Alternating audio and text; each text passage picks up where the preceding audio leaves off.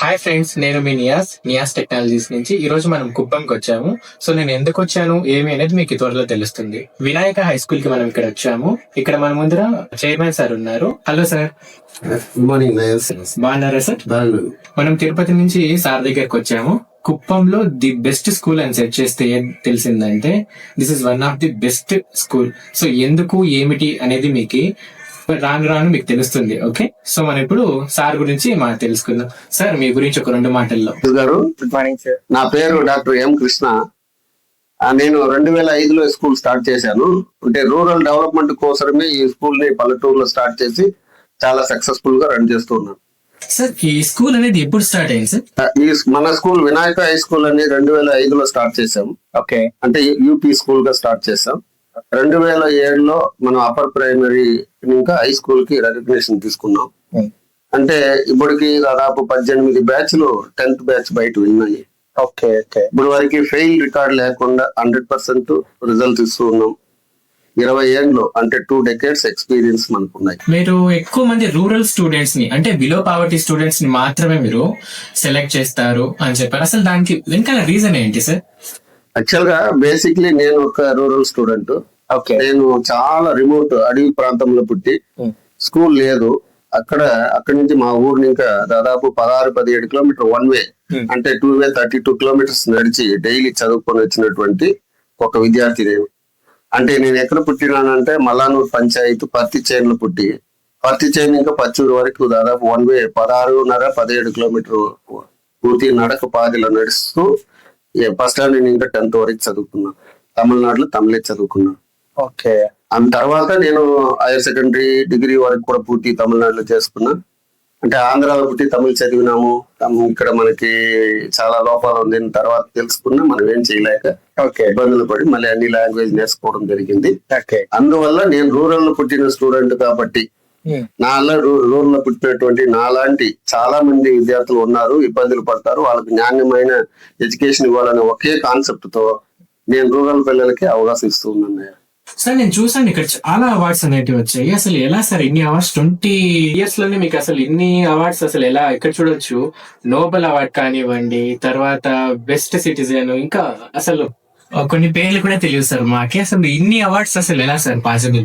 నయేష్ గారు, మనం ఇక్కడ ఎడ్యుకేషనల్లీ బ్యాక్వర్డ్ స్టూడెంట్, చాలా తక్కువ పూర్లో ఉండే స్టూడెంట్, రూరల్ స్టూడెంట్ కౌంట్ చేసుకొని వాళ్ళని ఇక్కడ అడ్మిషన్ చేసుకొని 24 hours వాళ్ళ పైన కేర్ తీసుకొని మనం ఏం చేస్తామంటే అన్ని రకమైనటువంటి రేంజ్లు తీసుకుపోయేదానికి state level, national level, international level competitions వాళ్ళు పార్టిసిపేషన్ చేపిస్తాం. అందులో 100 మంది పార్టిసిపేషన్ చేపిస్తే 2, 3, 4 సెలెక్ట్ అవుతారు. వాళ్ళు సెలెక్ట్ అయిన వాళ్ళకి state level awards, national level awards, international awards వస్తుంది. దాన్ని గుర్తించి మన స్కూల్ కూడా మంచి మంచి అవార్డ్స్ రావడం జరిగింది. ఇది వచ్చిన అవార్డ్స్ ని మనం ఏం చేస్తామంటే ఫేస్బుక్, ఇన్స్టాగ్రామ్, యూట్యూబ్, మన వెబ్సైట్, స్కూల్ వెబ్సైట్ లో లోడ్ చేస్తూ ఉన్నాము. గవర్నమెంట్, నాన్ గవర్నమెంట్ ఆర్గనైజేషన్స్ చాలా వరకు గుర్తింపు చేసి మన స్కూల్ స్టాండర్డ్ ని రికగ్నిషన్ చేసిన తర్వాత మనకు కొన్ని అవార్డ్స్ ఇవ్వడం కూడా జరిగింది. స్కూల్ ఆఫ్ సూపర్ కిడ్స్ అని ఉంది, అంటే కాలేజ్ బోర్డు లో కానివ్వండి. అసలు స్కూల్ ఆఫ్ సూపర్ కిడ్స్ అంటే అసలు ఏంటి సార్? గారు, స్కూల్ ఆఫ్ సూపర్ కిడ్స్ అనేది ఏమిటంటే less material, less homework, highly education అనే కాన్సెప్ట్ ఒకటి థింక్ చేసుకొని, అది ప్రోగ్రామ్ అయితే యాక్చువల్ గా లర్న్ అనే ప్రోగ్రామ్ మేము తీసుకున్నాం. దాన్ని మేము ఇక్కడ లొకేషన్ తగినట్టు స్కూల్ ఆఫ్ సూపర్ కిడ్స్ అని మేము పేరు అడాప్ట్ చేసుకొని రన్ చేస్తాం. ఆ ప్రోగ్రామ్ ఇప్పుడు ఆల్రెడీ డెమాన్స్ట్రేషన్ చేపించినాం. పేరెంట్స్ కి చాలా ఎక్సలెంట్ వెల్కమ్ చేసినారు. దాని గురించి డీప్ గా అయితే మళ్ళీ మీకు చెప్పడం జరుగుతుంది. మీరు చాలా తక్కువ హోంవర్క్ కానివ్వండి, బుక్స్ కానివ్వండి, వెరీ మినిమల్ గా ఇస్తారు, కానీ రిజల్ట్స్ మాత్రం చాలా ఎక్కువ వస్తున్నాయి. అసలు ఎలా సార్? నయేష్ గారు, ఇక్కడ మనము పిల్లలకి ప్రాక్టికల్ ఎడ్యుకేషన్ ఇస్తున్నాం. బట్టి కొట్టడం అనేది ఏమి ఉండదు. ఇప్పుడు ఫర్ ఎగ్జాంపుల్ ఒక ఇండియా మ్యాప్ అనుకోండి, డిజిటల్ లో ఒక ఇండియా మ్యాప్ ఓపెన్ చేస్తాం. అక్కడ ఏం లెటర్స్ ఉండదు, ఏది చదివేదానికి ఏముండదు, ఖాళీ పిక్చర్ మాత్రం ఉంది. అక్కడ మనం ఏం చేస్తామంటే ప్రాక్టికల్ గా బౌండరీస్ నేర్పిస్తాం. ఓషియన్స్ నేర్పిస్తాం, స్టేట్స్ నేర్పిస్తాం, స్టేట్ హెడ్ క్వార్టర్స్ నేర్పిస్తాం, నియర్ బై కంట్రీస్ నేర్పిస్తాం, ఫారెస్ట్ ఎక్కడ నేర్పిస్తాం, రివర్స్ గురించి చెప్తాం. అట్లా జనరల్ గా ఆ డిజిటల్ చూసి పిల్లలకి ఇది ఇక్కడ వస్తుంది, ఇదైతే ఇదే అట్లా చెప్పేటువంటి నాలెడ్జ్ వచ్చేదానికి ప్రాక్టికల్ గా వాళ్ళకి నేర్పించేదాని వల్ల బట్టి కొట్టాల్సిన అవసరం లేదు. ఒక స్టూడెంట్ చూసి నేర్చుకొని చెప్తూ ఉంటే ఇంకా ఉండే స్టూడెంట్ అందరూ కూడా నేర్చుకుంటారు. ఆ విధంగా కామన్ గా ప్రాక్టికల్ గా నేర్పిస్తూ ఉంటాం. Okay okay. అంటే డిజిటల్ అంటే ఎలా సార్ అది? అంటే ప్రాసెస్ ఏంటి? అంటే డిజిటల్ అంటే ఒక డిజిటల్ బోర్డు, వీడియో బోర్డు ఉంటుంది. అక్కడ మనం గీత రాయాల్సిన అవసరం లేదు, మనకు కూడా టీచర్స్ కూడా ఈజీ అవుతుంది. ఓకే. మీరు ఒక ఫ్రూట్స్ ఎత్తుకుంటే ఫ్రూట్స్ ఆన్ చేస్తే ఫ్రూట్స్ వచ్చేస్తుంది. మ్యాప్ ఇండియా మ్యాప్ అంటే ఇండియా మ్యాప్ వచ్చేస్తుంది, వరల్డ్ మ్యాప్ అయితే వరల్డ్ మ్యాప్ వస్తుంది. లేదా ఇన్ కేసు ఇంకో డీప్ గా పోవాలి, హై స్కూల్ కి అయితే ఫార్ములా, సైన్స్ ఈక్వేషన్స్, దాని ఎక్స్ప్లెనేషన్ కావాలంటే కూడా వచ్చేస్తుంది. నెట్ లో జరుగుతుంది. దాన్ని పెట్టుకొని ప్రాక్టికల్ గా పిల్లలు చూపిస్తూ నేర్పిస్తాం కాబట్టి పెద్ద రిస్క్ ఏమి ఉండదు. పిల్లలు అది చూస్తేనే నాలెడ్జ్ పెంచుకునేటువంటి అవకాశం కల్పిస్తున్నాం. ఆ విధమైన నాలెడ్జ్ లని మన పిల్లలు ఈవెన్ గా ఒక క్లాస్ లో 30 మంది ఉంటే 30 మంది కూడా ఈవెన్ గా ఒకే విధంగా కనిపిస్తారు. అవును సార్, అంటే ప్రాక్టికల్ లెర్నింగ్ కాబట్టి బాగుంటారు. Okay okay sir. సార్ ఇక్కడ నాలెడ్జ్ అనేది ప్రతి పిల్లాడికి సేమ్ ఉంటుందా, లేకపోతే ఒక పిల్లోడికి ఎక్కువ ఒక పిల్లోడికి తక్కువ అలా ఉంటుందా, ఎలా సార్? నయేష్ గారు, నాలెడ్జ్ అనేది పిల్లలకి కామన్ గా అందరికీ ఒకే విధంగా ఉంటుంది.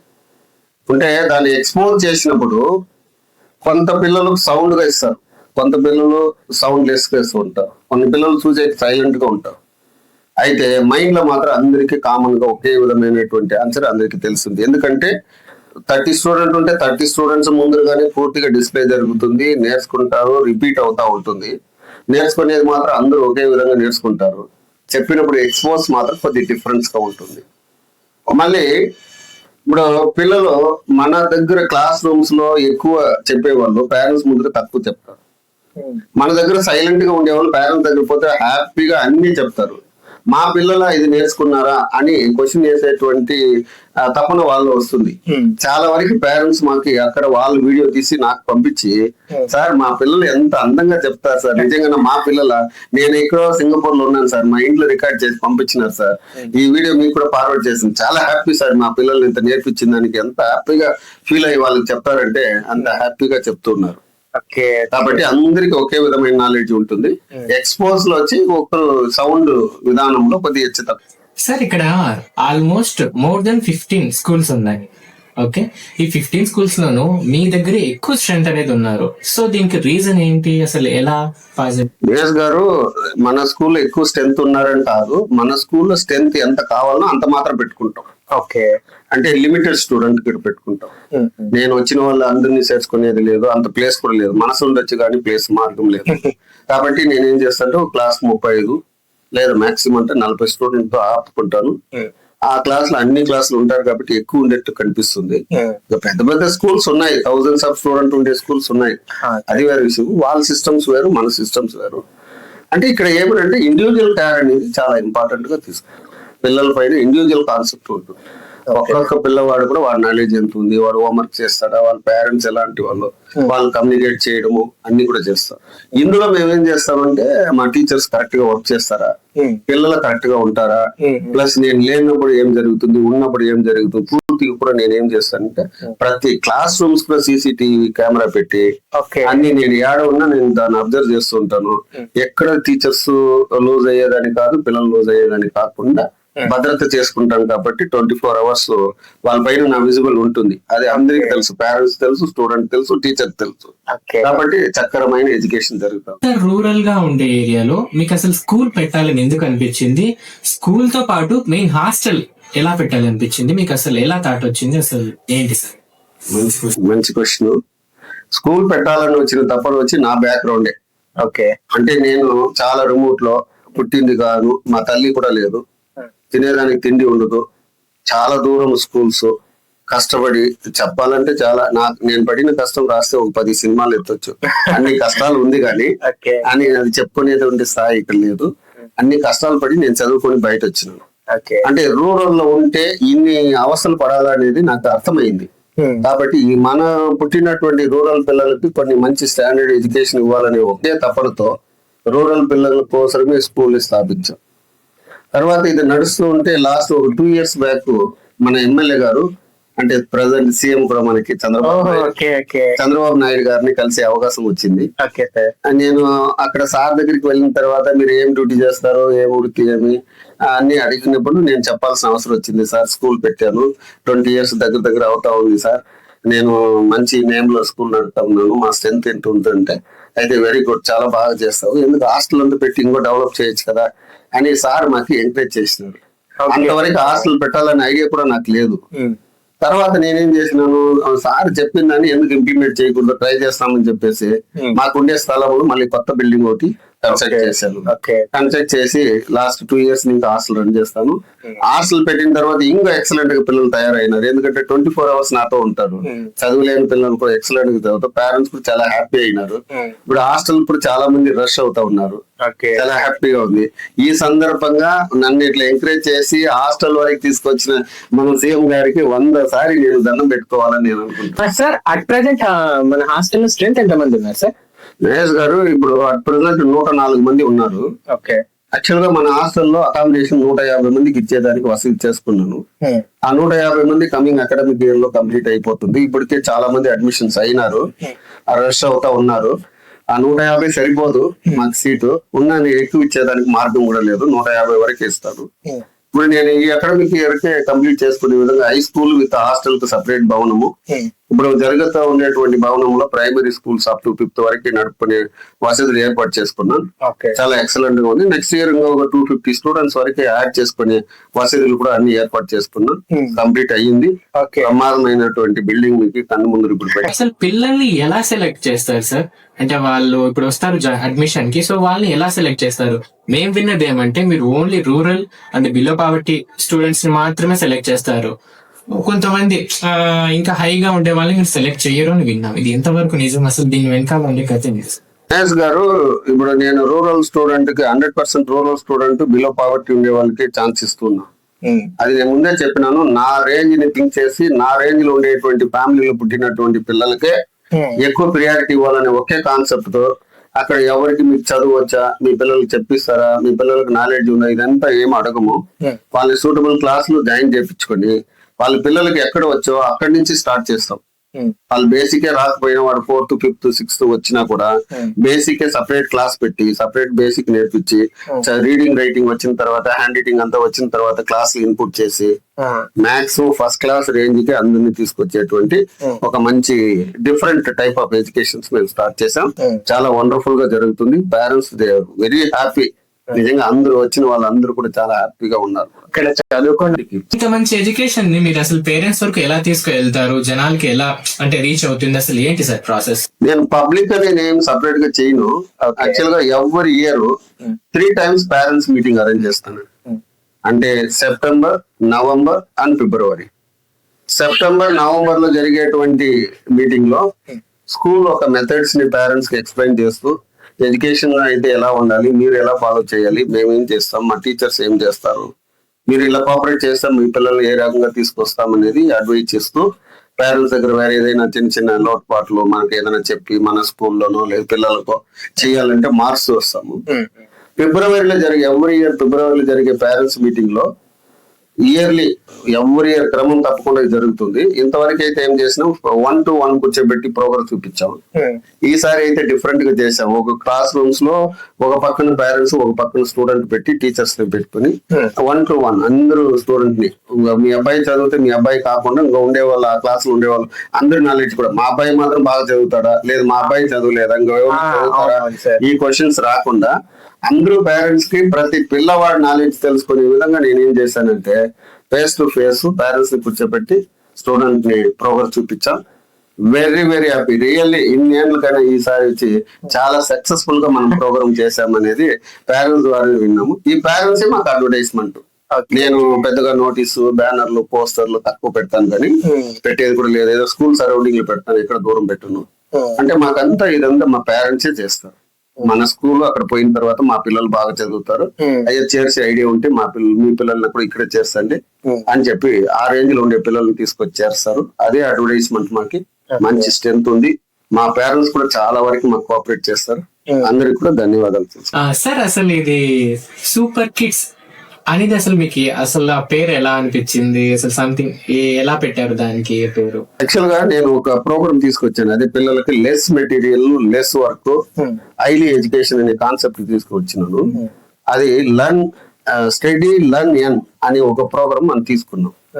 దాన్ని అది ఇక్కడ చెప్పుకోవడం కూడా కష్టంగా ఉంది, పబ్లిక్ లో అర్థం కాదని నేనేం చేశాను, ఇక్కడ మనకి సూటబుల్ నేమ్ లో మన పిల్లల్ని సూపర్ అని చెప్పుకోవాలి. అందుకోసం సూపర్ కిడ్స్ అంటే పిల్లలు, సూపర్ అంటే ఇంకా మనం సూపర్ అని చెప్పుకోవాలి. ఎవరు చెప్పాలంటే యాజ్ ఏ పేరెంట్ చెప్పాలి, మా పిల్లలు సూపర్, వాళ్ళ పిల్లలు సూపర్, ఆ పిల్లలు సూపర్ అని చెప్పుకోవాలి. అందుకోసం ఆ సూపర్ అనే వర్డ్ ని ఇక్కడ యాడ్ చేసి కిడ్స్ కి సూపర్ కిడ్స్ అనే ప్రోగ్రామ్ అడాప్ట్ చేశాను. చాలా సక్సెస్ఫుల్ గా పోతా ఉంది, చాలా పేరెంట్స్ కూడా హ్యాపీ అయినారు. ఇది అట్లే మనకి చాలా ఎంత చెప్పాలంటే ఎక్కడ లేనటువంటి ఒక డిఫరెంట్ ఎడ్యుకేషన్ గా మనం స్టార్ట్ చేసినాం. ఫర్ ఎగ్జాంపుల్ మన పిల్లలు చూస్తే యూకేజీ పిల్లలు లక్షల్లో నంబర్ కోట్ల నంబర్ రాసిన ఈజీగా చదివేస్తారు, రాసేస్తారు. అవును సార్, మేము కూడా వీడియోస్ చూసాము. అది ఎలా సార్ లేకపోతే పిల్లలు? లేదండి, ఇది మగ్గప్ అనేది కాదు. ఇక్కడ నంబర్స్ ఉండేది 0 to 9 10 నంబర్స్ మాత్రమే ఉంటుంది. ఓకే, 0 to 9 వరకు ఉండేది 10 నంబర్స్. ఆ 10 నంబర్స్ ని ఎలా రాస్తే ఎలా పలకాలనేది చెప్పిస్తే 1 వీక్ లో పిల్లలు తరవ అయిపోతారండి.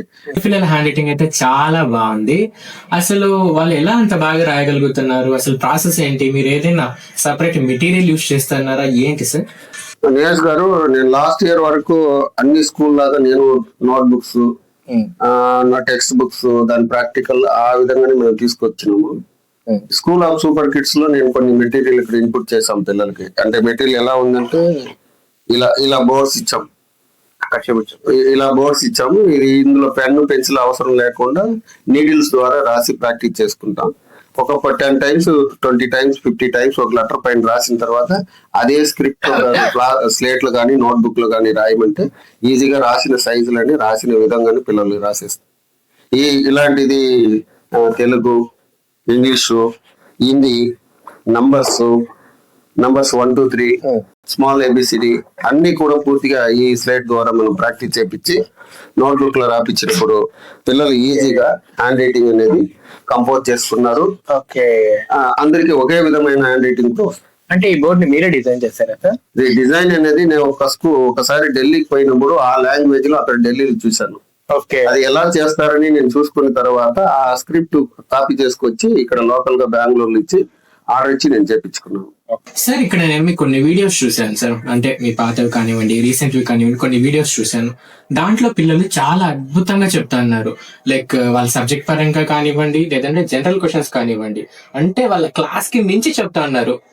టీచర్స్ అడిగేది కూడా అలాగే ఉంది, వాళ్ళు చెప్పేది కూడా అలాగే ఉంది. ఓకే, అసలు ఎలా సార్ వాళ్ళు అలా ఎలా చెప్తున్నారు? వాళ్ళ క్యాపబుల్ కి మించి క్వశ్చన్స్ ఆన్సర్స్ చెప్పడం కానివ్వండి, అసలు ఎలా? మనం అనుకుంటాం క్యాపబుల్ అనేది పిల్లల క్లాస్ లో లేదండి. జనరల్ గా చెప్పాలంటే ఎల్కేజీ పిల్లలు 10th ఆన్సర్ చెప్పేటువంటి క్యాపబిలిటీ ఇప్పుడు ఉంటుంది. అది మనం వెలికి తీసేటువంటి సత్తా మనలో ఉండాలి, కానీ పిల్లల్లో చాలా వరకు టాలెంట్స్ ఉన్నాయి. దాన్ని మనం ఏం చేస్తామంటే ప్రూవ్ చేసే విధంగా కొన్ని డిఫరెన్స్ వాళ్ళ క్లాస్ కు మించినటువంటి నాలెడ్జ్ ని ఇన్పుట్ చేసి నేర్పిస్తున్నాము. ప్రాక్టికల్ గా డిజిటల్ ద్వారా పిల్లలు నేర్చుకునే దాని వల్ల ఈజీగా ఆన్సర్ చెప్పగలరు.